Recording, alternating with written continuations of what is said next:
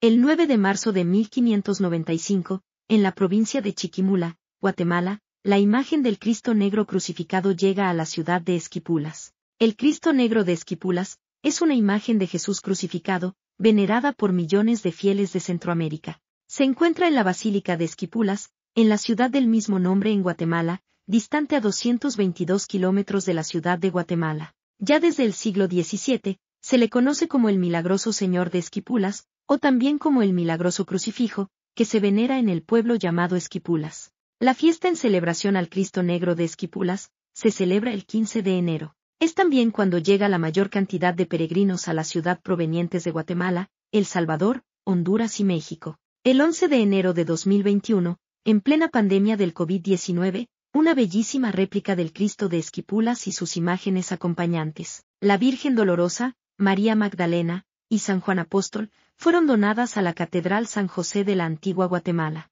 desatando entre sus seguidores una incontenible y renovada veneración por el Cristo Negro. Debido a la gran cantidad de inmigrantes de estos países en Estados Unidos, la fecha del 15 de enero es celebrada también en lugares como Los Ángeles, Phoenix, Nueva Jersey y Nueva York. En Jalisco, hay una pequeña réplica del Cristo de Esquipulas, y es muy venerada en un pequeño pueblo llamado San Juan de Amula en el municipio de El Limón, estado de Jalisco. En Sonora, se celebra también el día 15 de enero el Día del Cristo de Esquipulas en el municipio de Aconchi, Sonora, y se celebra la víspera con cohetes y una serenata en su honor, y en el día, se le hace homenaje con una cabalgata y una misa al finalizar esta. En Guanajuato, existe otro Cristo en una comunidad conocida como Aldama, un poblado que se encuentra en la ciudad de Irapuato, Guanajuato. También se le venera el día 15 de enero, y se le hace una fiesta en su honor con muchos fieles, ya que se dice que ha cumplido varios milagros. También existe una réplica del Cristo en la ciudad de Moroleón,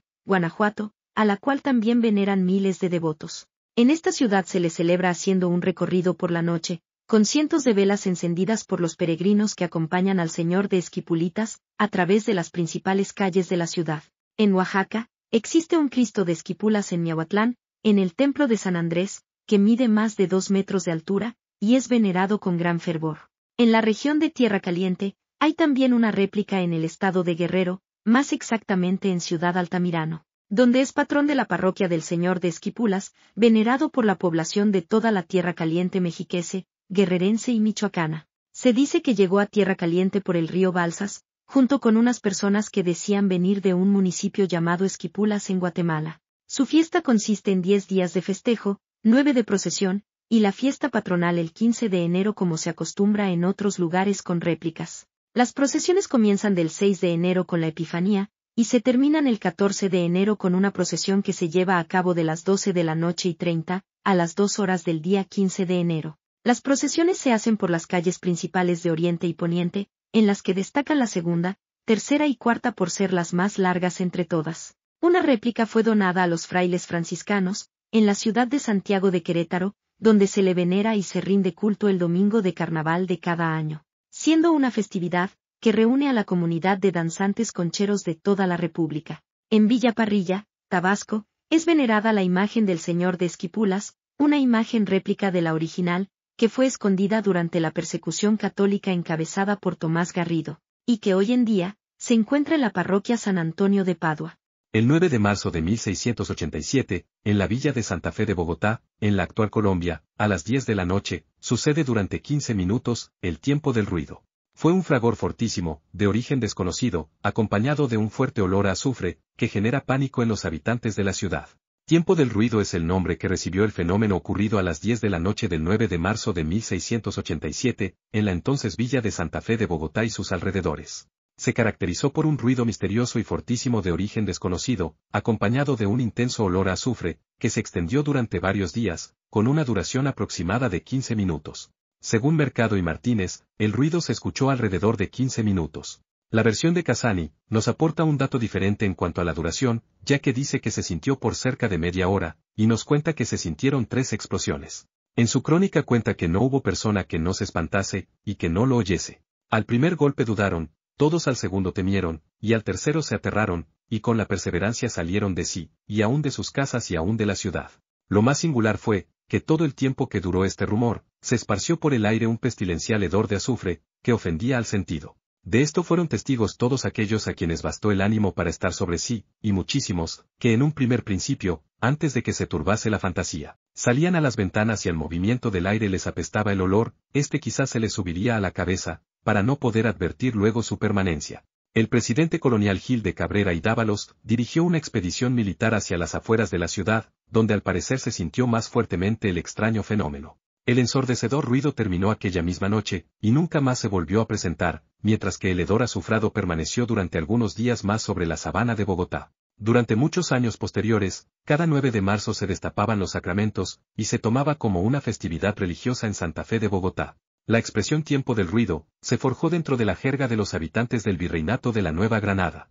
El hecho fue informado por el sacerdote jesuita Pedro de Mercado, y difundido por los sacerdotes jesuitas Juan Rivero y Joseph Casani, y por la tradición oral bogotana. Sobre suceso tiempo del ruido, se han elaborado muchas hipótesis al respecto. Una legión de demonios, el desconcertante ruido, su duración y el olor a azufre, hicieron pensar en una manifestación demoníaca propia del final de los tiempos. De origen tectónico, 7 meses después del tiempo del ruido, sucedieron los terremotos del 20 de octubre de 1687, en Lima, Perú. Una erupción volcánica, la erupción de un volcán en la cordillera central, como el volcán Machín, o alguno de los cráteres del volcán Nevado del Ruiz, explicaría inicialmente del fenómeno descrito en las crónicas. El olor azufrado, fácilmente alcanzaría una distancia como la que separa la cordillera central de la ciudad.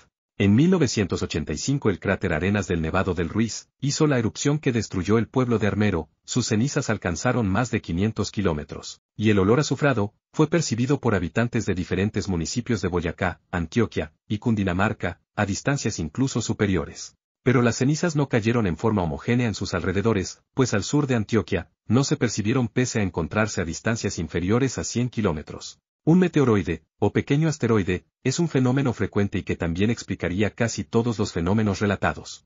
Freddy Moreno, especialista en astronomía, plantea que debido a la gran velocidad de estos cuerpos, se generan intensas ondas de choque. En algunos casos, se han informado olores intensos, que los testigos comentan siempre como de tipo azufrado.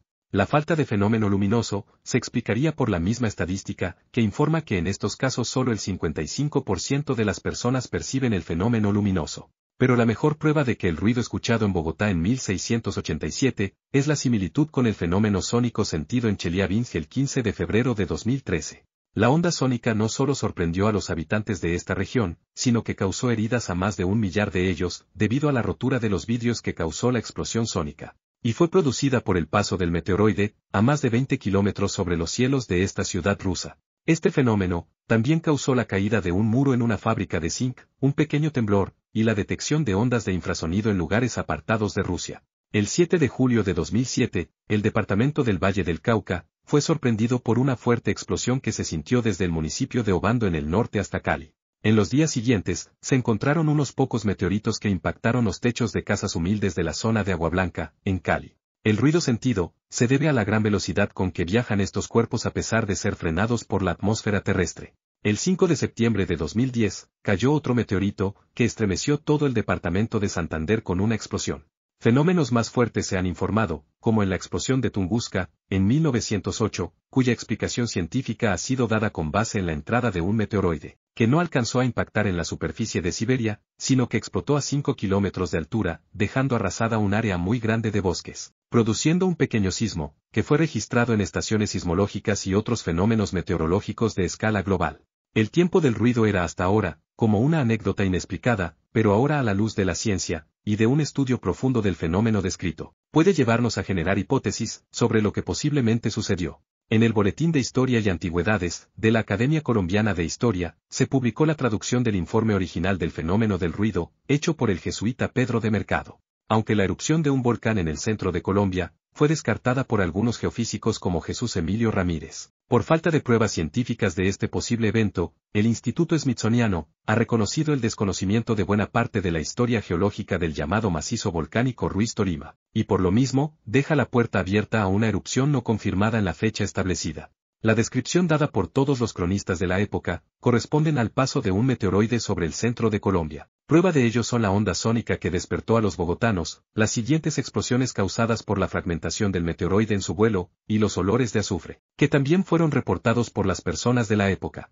El estudio de la obra Gregorio Vázquez de Arce y Ceballos, quien vivió entre 1638 y 1711, nos da nuevos indicios importantes sobre lo que pasó en Bogotá. El paso y la posterior caída de una lluvia de meteoritos sobre Bogotá, un fenómeno natural nada supersticioso, ni menos misterioso, como algunas personas lo quieren hacer creer. El 10 de marzo de 1405, tras visitar al antipapa Benedicto XIII, en Aviñón, Martín I, rey de Aragón, llega a Barcelona. Benedicto XIII, de nombre secular Pedro Martínez de Luna y Pérez de Gotor, nació el 25 de noviembre de 1328. Fue más conocido con el apelativo de Papa Luna, fue papa en la obediencia de Aviñón, y cardenal desde diciembre de 1375. La tenaz lucha que mantuvo el Papa Luna contra sus enemigos, sirvió para que surgiera la frase popular de mantenerse en sus 13, en referencia a la negativa de Benedicto XIII, de renunciar a su posición de papa. A su muerte, fue sucedido por Clemente VIII,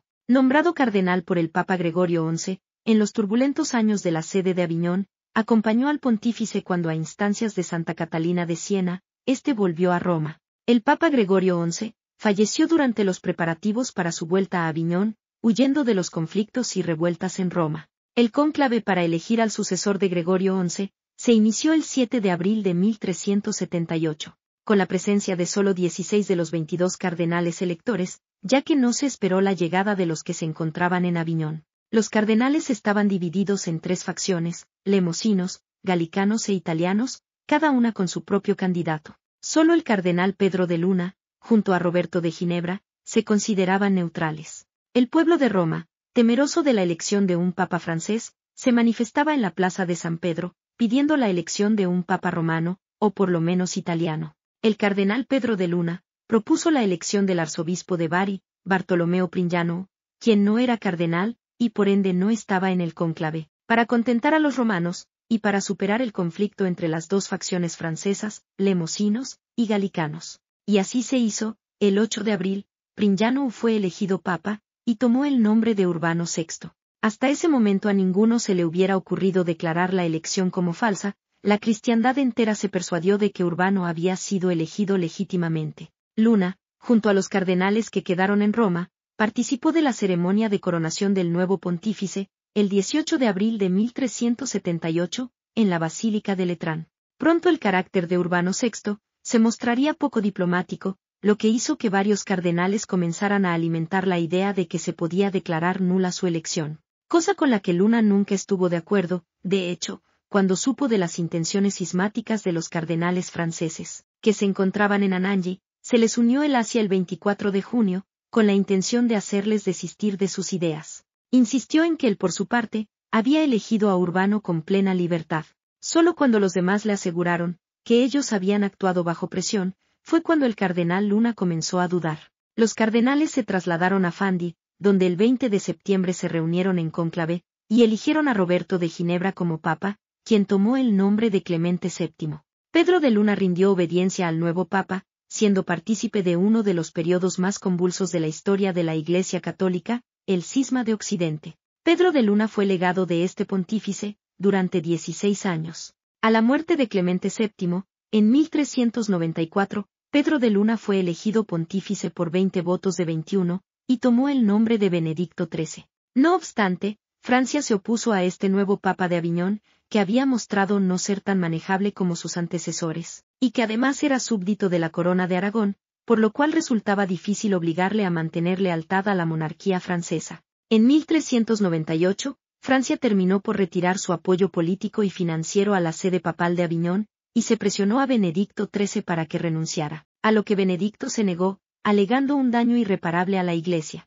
Tras un bloqueo militar de los franceses sobre su palacio papal en Aviñón, Benedicto XIII logró huir de la ciudad en 1403, buscando refugio junto a Luis II de Nápoles. El fin del apoyo francés hizo que también Portugal y Navarra dejaran de reconocerlo como papa, mientras que 17 cardenales abandonaban la obediencia a Aviñón. Su papado era reconocido ahora solamente por los reinos de Castilla, Aragón, Sicilia y Escocia, aunque en un momento dado, hubo 3 papas simultáneamente, Juan XXIII, Gregorio XII y Benedicto XIII. Benedicto siempre adujo que su papado era el válido, dado que él era el único papa que había sido elegido cardenal, antes de que se produjese el cisma de Occidente, y por tanto, el único realmente legítimo. En 1406 Benedicto XIII inició conversaciones con Gregorio XII para renunciar de manera conjunta y unificar la sede papal. Pero esta posibilidad fracasó al insistir Benedicto XIII en su exclusiva legitimidad.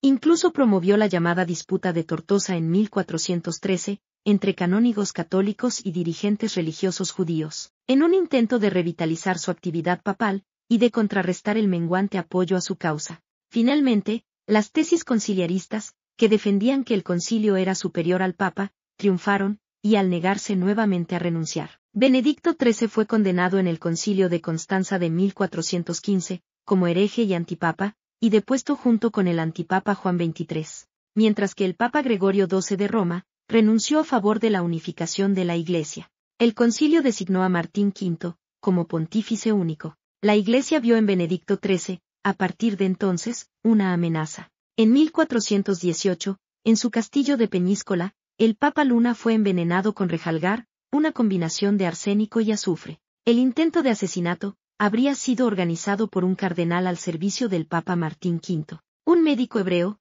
trató a Benedicto con un remedio, conocido desde entonces como el polvo del Papa Benedicto, tras lo cual se recuperó, y sobrevivió a otros intentos de envenenamiento contra su persona. El antipapa gozó aún de la protección de Alfonso V de Aragón, por cuestiones políticas, pero sin real influencia en el resto de Europa. Murió el 23 de mayo de 1423, a los 94 años, en el castillo de Peñíscola, antigua fortaleza de la Orden del Templo, a donde había trasladado la sede papal. El 10 de marzo de 1906, en Francia acontece la catástrofe de Corrières, la peor tragedia minera de Europa, donde murieron 1099 obreros. Fue una explosión causada por la ignición de polvo de carbón, cuya causa no fue conocida, y que devastó totalmente la mina. Es el peor accidente minero registrado en Europa, que provocó la muerte de 1099 mineros, incluyendo muchos niños, en el norte de Francia, el 10 de marzo de 1906. Al parecer solo superado por la tragedia ocurrida en China, en la mina de carbón Benxiu, ocurrida el 26 de abril de 1942, en la que murieron 1549 mineros.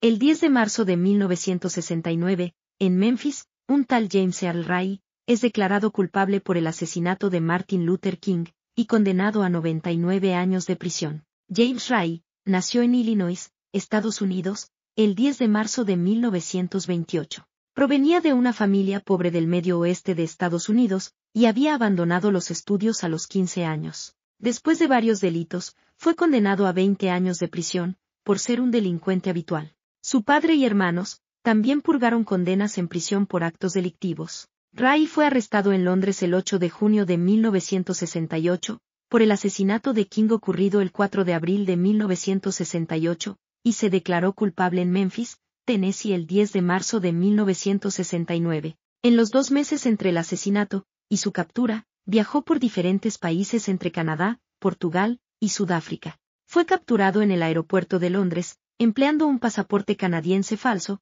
cuando se encontraba en camino a Rhodesia. El FBI determinó que en ese tiempo Ray gastó más de $10,000 en viajes. Se le condenó a pena de muerte, y se retractó de su confesión durante los 3 días posteriores a su condena, y afirmaba que una persona con el alias Raúl estaba implicada. En una entrevista concedida a una revista, a inicios de 1970, aceptó someterse a un examen de detector de mentiras. La revista publicó junto con la entrevista el resultado del examen, el cual fue positivo, aunque carecía de valor legal. Ray y otros 6 convictos se escaparon de la prisión estatal el 10 de junio de 1977, poco después de que Ray testificase que no había disparado a King, pero fue encarcelado nuevamente el 13 de junio y devuelto a prisión. Por dicho intento de evasión, se le aumentó la condena, alcanzando los 100 años. Ray murió a causa de complicaciones relacionadas con una enfermedad renal, provocada por la hepatitis C. La hepatitis C la contrajo probablemente como resultado de una transfusión de sangre, tras recibir una puñalada mientras se encontraba en la prisión estatal. En 1997, Dexter King, hijo de Martin Luther King, se encontró con Ray, y públicamente le dio apoyo para conseguir un juicio justo. La familia de King no cree que Ray tuviera algo que ver con el asesinato de Martin Luther King.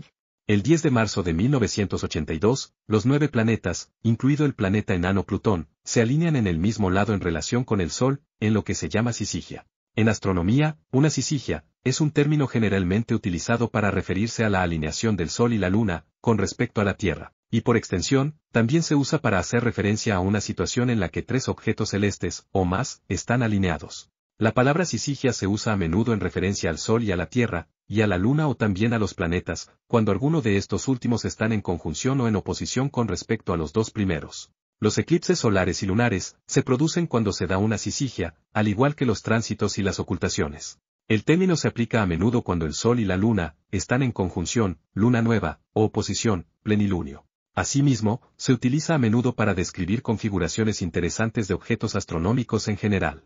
Por ejemplo, uno de esos casos ocurrió el 21 de marzo de 1894, cuando Mercurio transitó por el Sol si se hubiera observado desde Venus, y Mercurio y Venus transitaron simultáneamente por el Sol, vistos desde Saturno. También se utiliza para describir situaciones en las que todos los planetas están en el mismo lado del Sol, aunque no necesariamente en línea recta, como el 10 de marzo de 1982. El 3 de junio de 2014, el rover Curiosity en Marte observó el tránsito de Mercurio, lo que marca la primera vez que se observa un tránsito desde un cuerpo celeste distinto de la Tierra. La sisigia a veces se manifiesta en forma de ocultación, tránsito o eclipse. Una ocultación ocurre cuando un cuerpo aparentemente más grande pasa frente a uno aparentemente más pequeño. Un tránsito ocurre cuando un cuerpo más pequeño pasa frente a uno más grande. En el caso combinado en el que el cuerpo más pequeño transita regularmente por el más grande, una ocultación también se denomina eclipse secundario. Un eclipse ocurre cuando un cuerpo desaparece total o parcialmente de la vista, ya sea por una ocultación,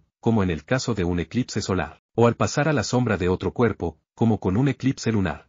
Los tránsitos y ocultaciones del Sol por la Luna se denominan eclipses solares, independientemente de si el Sol está total o parcialmente cubierto. Por extensión, los tránsitos por delante del Sol de un satélite de otro planeta también pueden llamarse eclipses, como ocurre con los tránsitos de las lunas de Marte, Fobos y Daimas, al igual que el paso de la sombra de un satélite sobre un planeta, como con este eclipse de Fobos. El término eclipse también se usa de manera más general, para los cuerpos que pasan uno frente al otro. Como los rayos electromagnéticos están algo curvados por la gravitación, cuando pasan junto a una masa muy pesada, se curvan.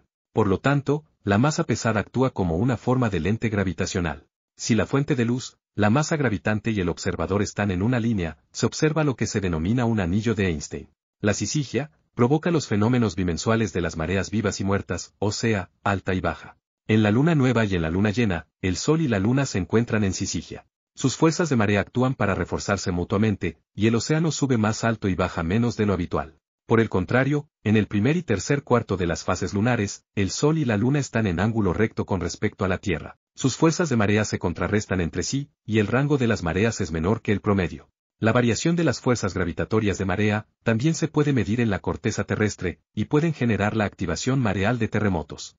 El 11 de marzo de 222, el emperador Heliogábalo es asesinado junto a su madre Julia Soemia Bassiana, por su guardia pretoriana durante la rebelión. Sus cuerpos mutilados son paseados por las calles de Roma antes de ser lanzados al río Tíber. Sexto Vario Avito Bassiano fue un noble y sacerdote romano, emperador de la dinastía Severa que reinó durante 4 años, desde 218 hasta 222. Fue un emperador muy joven, pues tenía apenas 14 años cuando accedió al trono, y 18 cuando fue asesinado. Al convertirse en emperador tomó el nombre de Marco Aurelio Antonino Augusto, y mucho tiempo después de su asesinato, empezó a ser conocido como Heliogábalo. La orientación e identidad sexual de Heliogábalo han sido objeto de gran controversia y debate a lo largo de la historia. Se casó 5 veces con mujeres, 2 de las cuales son desconocidas. Su primera esposa fue Julia Cornelia Paula, la segunda fue la vestal Julia Aquilia Severa, pero el mismo año, la abandonó y se casó con Ania Faustina, descendiente de Marco Aurelio. Sin embargo, según Dion Casio, su relación más estable parece haber sido la que mantuvo con su auriga, un esclavo rubio de Caria, llamado Hierocles, a quien incluso se refería como su marido. La historia augusta sostiene que también se casó con un hombre llamado Sótico, un atleta de Esmirna, en una ceremonia pública en Roma. Dion Casio dice que Heliogábalo se pintaba los ojos, se depilaba y lucía pelucas para prostituirse en tabernas y prostíbulos, e incluso en el palacio imperial. Herodiano comenta que Heliogábalo era extremadamente vanidoso, y retocaba su belleza natural luciendo maquillaje en exceso. Le describe como encantado de ser llamado la amante, la esposa, la reina de Hierocles. Según Herodiano, corría el rumor que el emperador había ofrecido enormes cantidades de dinero al médico que pudiera dotarle de genitales femeninos. Por estos motivos, Heliogábalo ha sido considerado por escritores modernos como el primer caso documentado de persona transexual. Para el año 221,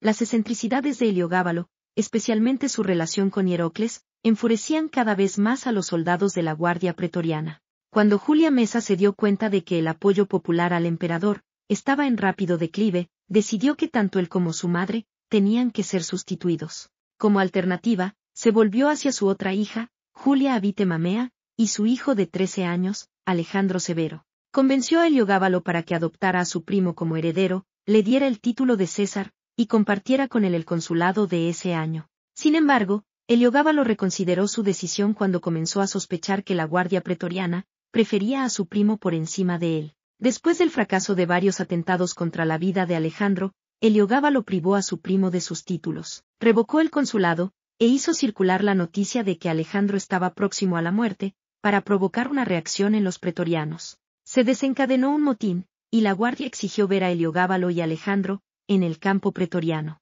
El emperador accedió a ello y el 11 de marzo de 222, se presentó con su primo y su madre Julia Soemia. Al llegar, los soldados aclamaron a Alejandro como emperador, mientras ignoraban a Heliogábalo, quien ordenó un arresto sumario y la ejecución de cualquiera que hubiese intervenido en esta revuelta. A modo de respuesta, los pretorianos atacaron a Heliogábalo y a su madre. Después de su deposición, muchas personas relacionadas con Heliogábalo fueron asesinadas, entre ellas Hierocles y Comazón. Se prohibió que las mujeres volvieran a acudir a las reuniones del Senado, y se decretó sobre su persona la condena de la memoria, que implicaba que su nombre fuese borrado de todos los documentos públicos. Inmediatamente después de su muerte, comenzó una campaña de propaganda contra Heliogábalo, atribuida tradicionalmente a Julia Abite Mamea. Circularon sobre él muchas historias denigrantes y falsas, y sus excentricidades pueden haberse exagerado. La más famosa de ellas fue inmortalizada en una pintura del siglo XIX, Las rosas de Heliogábalo,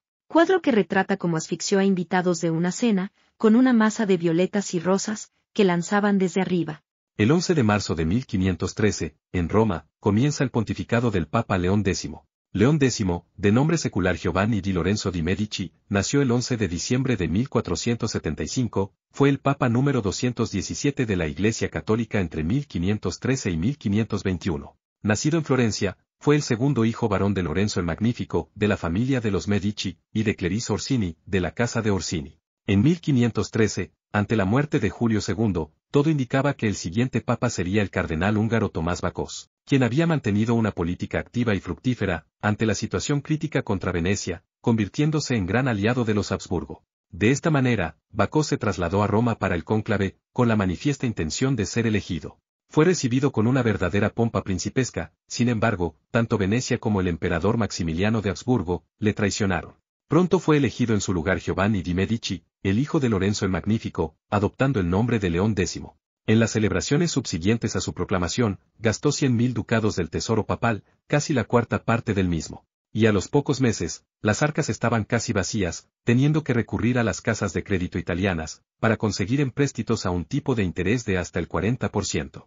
El 11 de marzo de 1864, a 13 kilómetros de la ciudad de Sheffield, centro norte de Inglaterra, se rompe la represa Dale Dyke la primera vez que se llena, que estaba en construcción desde 1859. En la violenta inundación del valle, murieron 244 personas, y las denuncias por siniestros crearon el reclamo de seguros más grande de la época victoriana. La causa inmediata fue una grieta en el terraplén, cuya causa nunca fue determinada. La falla de la presa condujo a reformas en la práctica de la ingeniería, estableciendo estándares sobre aspectos específicos que debían cumplirse al construir estructuras de tan gran escala. La presa fue reconstruida en 1875. El alcalde creó rápidamente un fondo de ayuda, y se proporcionó ayuda a las personas sin hogar y necesitadas. Sheffield recibió rápidamente ayuda cuando fue necesario, y se logró recaudar más de 4.000 libras esterlinas. El 18 de marzo de 1864, el alcalde convocó otra reunión, pero esta vez era para que cualquiera que pudiera permitírselo, renunciara a un día de salario para dárselo a los necesitados. Se creó un comité de ayuda, y en total se recaudaron más de 42.000 libras esterlinas. La empresa negó cualquier problema relacionado con su estructura y diseño de la presa, y consideró que la causa de la grieta y el colapso fue un deslizamiento o deslizamiento de tierra. La percepción pública, informada por el Tribunal Forense y la prensa, consideró que el colapso se debió a un fallo en el modo de construcción de la presa. La investigación profesional se llevó a cabo, y avanzó hacia investigaciones parlamentarias y deliberaciones institucionales. Los expertos no pudieron ponerse de acuerdo sobre las causas del colapso de Dale Dike. Observaron que incluso con las grietas, el colapso de toda la presa era imprevisible. En cuanto a los daños físicos en Sheffield, y todas las zonas cercanas afectadas, 244 personas murieron, y unos 700 animales se ahogaron. 130 edificios fueron destruidos, y 500 parcialmente dañados, 15 puentes fueron arrasados, y otros 6 sufrieron graves daños. En marzo de 2014, se cumplió el 150 aniversario del desastre. Se llevaron a cabo eventos para conmemorar la ocasión, incluida una charla ilustrada, una exposición, y caminatas guiadas a la presa. El 11 de marzo de 1958, en una zona poco poblada de Carolina del Sur, cae accidentalmente una bomba atómica desarmada, sin material fisionable. La caída produjo la detonación de sus 3.447 kilos de explosivos convencionales, que creó un cráter de 23 metros de diámetro y 10 de profundidad. El 11 de marzo de 1958, un bombardero B-47 despegó desde la base aérea de la Fuerza Aérea en Savannah, en el estado de Georgia. El avión tenía como destino a una base militar en Reino Unido, para participar en la operación Snow Flurry. El avión llevaba varias bombas termonucleares, para el caso de que estallara una guerra contra la Unión Soviética, en el marco de la Guerra Fría. Después de estabilizarse a 4.572 metros de altitud, el capitán del avión encontró una luz de aviso en la cabina del piloto, que indicaba que el pasador de bloqueo del arnés que sostenía una de las bombas para el vuelo transatlántico no estaba activado.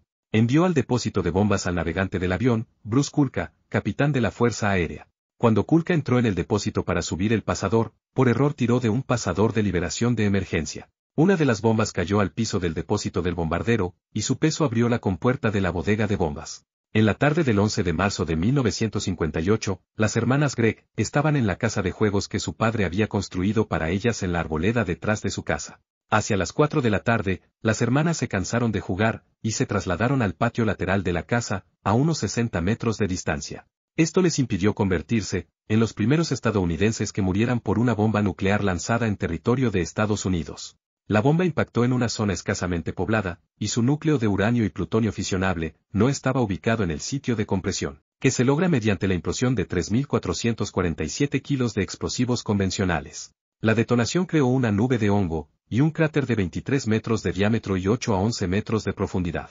La explosión prácticamente destruyó la casa de la familia Gregg, y causó heridas leves al señor Gregg, y a 5 miembros de su familia. Además, volteó varios árboles cercanos, dañó otras 5 casas y una capilla. Personal de la Fuerza Aérea recuperó cientos de fragmentos de la carcasa de la bomba, que los residentes locales se habían llevado a sus casas como recuerdo. Los habitantes fueron examinados durante varios meses, para ver si habían estado expuestos a la radiación.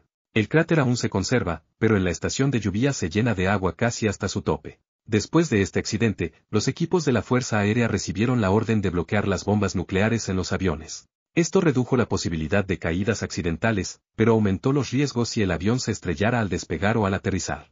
El 11 de marzo de 1985, en la Unión Soviética, Mikhail Gorbachov llega a la presidencia. Mikhail Sergeyevich Gorbachov nació el 2 de marzo de 1931, fue abogado y político ruso. Se desempeñó como secretario general del Comité Central del Partido Comunista de la Unión Soviética, desde 1985 hasta 1991, y jefe de Estado de la Unión Soviética de 1988 a 1991. Recibió el Premio Nobel de la Paz en 1990, y fue el líder de la Unión de Socialdemócratas, un partido formado después de la disolución oficial del Partido Socialdemócrata de Rusia en 2007. El primer gran programa de cambios introducidos por Gorbachov fue la reforma del alcohol de 1985, que fue diseñada para luchar en contra de la difusión del alcoholismo en la Unión Soviética. Se regularon los precios del vodka, el vino y la cerveza, y se limitaron sus ventas. Las personas que eran sorprendidas en estado de embriaguez en el trabajo o en público, eran procesadas. Se prohibió el consumo de bebidas alcohólicas en los trenes de larga distancia, y en los lugares públicos, así como se censuraron las escenas de consumo de bebidas alcohólicas en las películas. Esta reforma, cuyos efectos sobre el alcoholismo del país son controvertidos, fue un golpe para el presupuesto del Estado. según historiadores, significó una pérdida de aproximadamente 100 millones de rublos por la producción de bebidas alcohólicas, que se desplazaron al mercado negro. La perestroika y sus reformas radicales fueron enunciadas en el Congreso del Partido Comunista de la Unión Soviética, celebrado entre febrero y marzo de 1986. En diciembre de 1986, Gorbachov dio la orden de liberar al físico Andrei Sájarov, deportado y aislado en 1980. Durante 1986, en la Unión Soviética, fueron liberados 21 prisioneros de conciencia. Las reformas económicas ocuparon gran parte del resto de 1987. En junio se aprobó una nueva ley, que otorgaba a las empresas más independencia, y en noviembre, Gorbachov editó un libro titulado Perestroika, un nuevo pensamiento para nuestro país y el mundo, donde elucidaba sus principales ideas para la reforma. No obstante, al mismo tiempo aumentaba la acritud personal y profesional entre Gorbachov y Boris Yeltsin.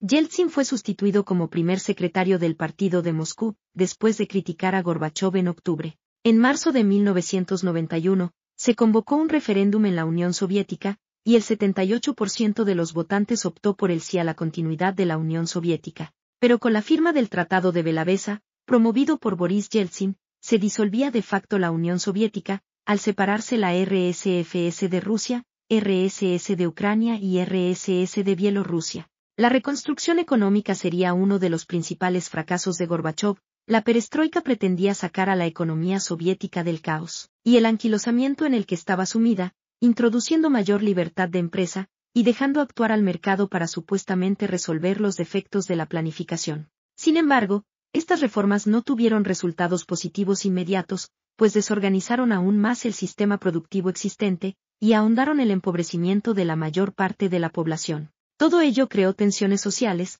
agravadas por los intereses político-económicos que se veían afectados. El 19 de agosto de 1991, se produjo un intento de golpe de Estado, de tendencia involucionista a manos de un grupo de altos funcionarios del PQS, del gobierno y la KGB. Este intento fue detenido por la fuerza del movimiento encabezado por el presidente de la RSFS de Rusia Boris Yeltsin, quien después del fracasado golpe de Estado, tomó la decisión de ilegalizar el PQS, y de decretar la nulidad de la anexión de las repúblicas bálticas. Cada vez más debilitado políticamente, sobre todo a raíz de la acción política de Boris Yeltsin, Gorbachov tuvo que dimitir de su cargo de secretario general del PQS y disolver el Comité Central. El 25 de diciembre de 1991, se disolvió oficialmente la Unión Soviética, y como consecuencia de la negativa de los presidentes de las repúblicas de la Comunidad de Estados Independientes, de reconocer los órganos de poder central, optó por dimitir de su cargo de presidente, haciendo un discurso televisado.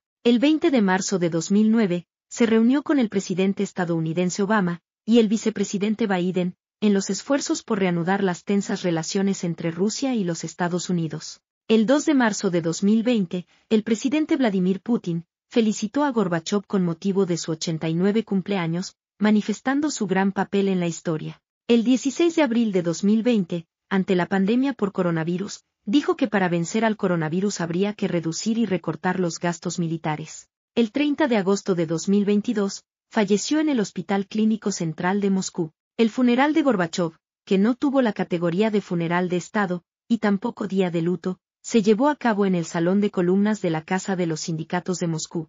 El 11 de marzo de 2006, en Chile, asume la presidencia Michelle Bachelet, convirtiéndose en la primera mujer elegida presidenta en el país. Verónica Michelle Bachelet Geria, nació en Santiago, el 29 de septiembre de 1951, es médica y política chilena. Fue presidenta de su país en 2 periodos no consecutivos, entre 2006 a 2010, y 2014 a 2018. También fue la primera presidenta pro tempore de UNASUR, y la primera encargada de ONU Mujeres, Agencia de las Naciones Unidas para la Igualdad de Género. Entre los años 2018 y 2022, se desempeñó como alta comisionada de las Naciones Unidas para los Derechos Humanos. Ocupa el cargo honorífico de presidenta de la Alianza para la Salud de la Madre, el Recién Nacido y el Niño, de la Organización Mundial de la Salud.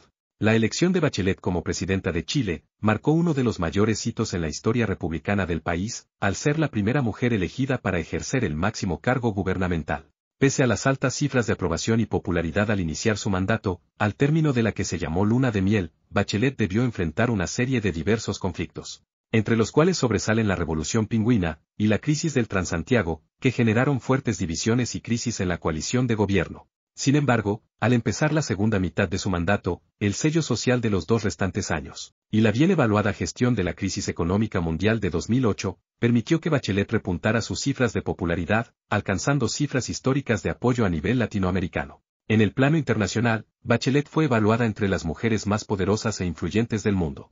El 11 de marzo de 2011, en Japón, un terremoto de magnitud 9, a 130 kilómetros de la costa, provoca un tsunami que anega la costa noreste del país, causando directamente 15.836 víctimas, 3.650 desaparecidos, y el accidente nuclear de Fukushima 1, uno de los más graves de la historia. Al detectar el terremoto, los reactores activos apagaron automáticamente sus reacciones de fisión. Debido a las descargas del reactor y otros problemas de la red, el suministro de electricidad falló y los generadores diésel de emergencia de los reactores comenzaron automáticamente a funcionar. Críticamente, estaban alimentando las bombas que hacían circular refrigerante a través de los núcleos de los reactores, para eliminar el calor residual, que continúa a manar incluso después de que la fisión ha cesado. Pero el terremoto generó un tsunami de 14 metros de altura, que llegó 46 minutos después, superando el dique de contención de la planta de solo 5 metros y medio,